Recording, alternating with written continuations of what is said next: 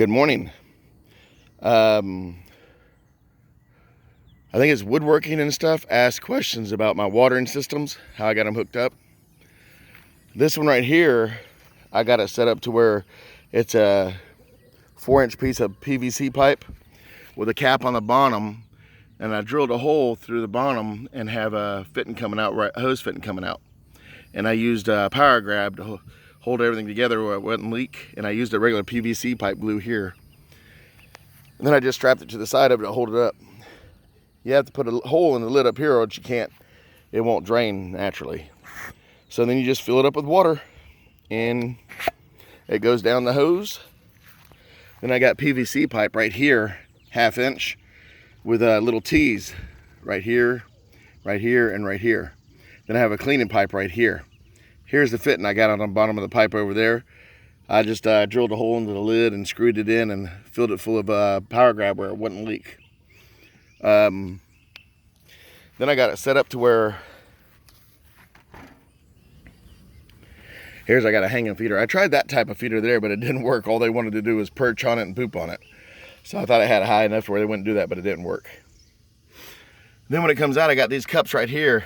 The ones with the yellow nipples, they're made where if they peck it, the water comes out. The orange one works off like a toilet bowl. When the water goes low, it comes up and it lets the water out some more. So, and that's how I water them.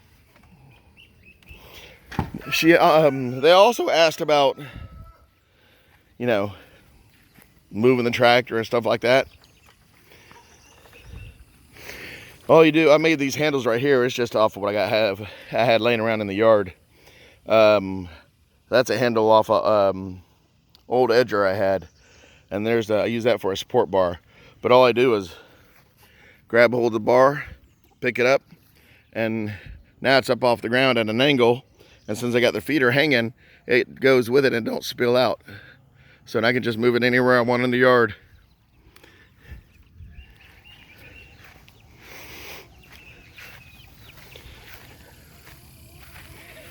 Here's the makings for the silkies. She's gonna get some females to go along with the males. We got to fence in, make them a little scratching area. We're gonna build them a little tractor too. Well, not a little tractor, but a little bit bigger tractor, similar to the model I just showed you. Except it's gonna have 4 tires on it, and I can move it anywhere I want. It'll permanently be off the ground about 3 to 4 inches. That way, at nights when they go inside, all I have to do is close up the door, and they're safe from everything outside. Yeah, there's my Dobie. She likes to chase them sometimes because she thinks it's fun. Okay, now I'm gonna head over to the watering system. Okay, here's my watering system basically it's for both coops. I got the same system hooked up on the other side, except for I'll show you the one difference when I'm talking about this one here. This I just put here to tighten the string up, and this right here is supposed to be where I can tell where the level of water is at all times. But here it gets dirty real fast and everything. So all I do is, now I just take off the lid. I push it. If it's light, it's ready to be filled up. But it's a 55-gallon black drum. It used to have pickles in it. So I cleaned it out and everything, and I drilled a hole right here with a 1/2 inch PVC pipe fitting and put a screw in fitting on the inside where it holds it tight, and I silicone around the outside where it wouldn't leak. And at first I had it straightly hooked up where it went straight from here to this one with a PVC pipe. But I was like, damn, that makes it hard to clean.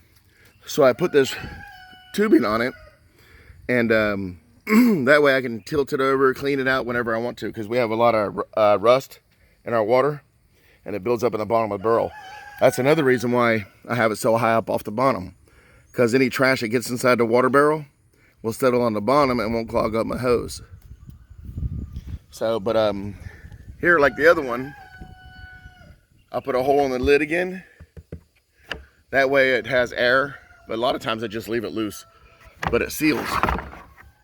See how it seals? Because it's a pickle barrel. So you have to have some kind of air coming in to replace the water going out. So that's the way I got that one hooked up. Oh yeah, and it also has the same, almost the same bowls on it. As the bowls empty out, they come up, water fills back up and again. Every once in a while you have to take them apart, clean them, and put them back together again. They work just fine all over again. They just don't look all that great. And here's my rabbit's watering system. I made a new backup bucket right here. Eventually I'm going to replace this one with that one. Or I'm just going to hook it back up. Summer's getting here and it's getting pretty hot, so I'm probably going to hook up both buckets again. Over here is where I got another spot where the bucket hooks up to, the second bucket. And I set it on here, and then I can hook it to their hose. Right in here, I can just change out the hoses a little bit, and I can hook it up. And that way it starts from here and goes to these cages only. These rabbits right here. So these 5 cages have its own watering system. And these 5 cages have their own watering system. My food systems, the way I got set up for them is, because woodworking and stuff asked about that too, is I got a piece of PVC pipe. All right. And then I also bought a little decorative bowl. You can't put plastic or anything down here because of the fact that rabbits will eat it. Okay, they'll chew on it. You can't have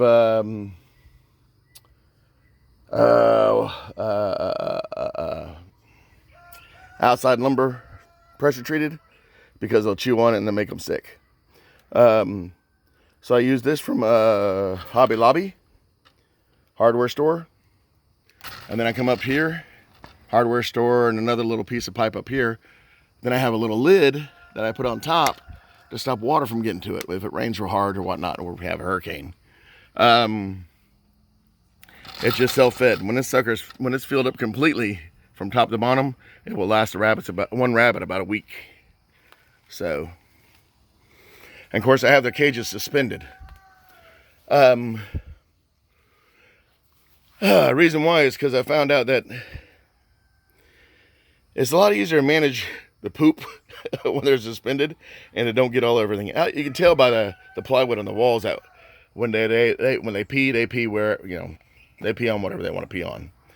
Sometimes when I go in here, I used to have a rabbit that liked to pee on one of the front corners, and when I was feeding him or giving him more hay, I had to be careful when I walked in here because sometimes he wanted to take a pee and it'd go right down the back of my leg.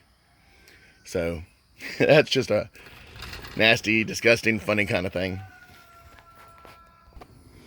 Okay, that's on all my waters. I gotta go ahead and start. I give my rabbits some hay. That way, if they get bored, they chew on the hay or whatnot. So it also helps sharpen their teeth. Y'all have a good day. Talk to you next time. Bye.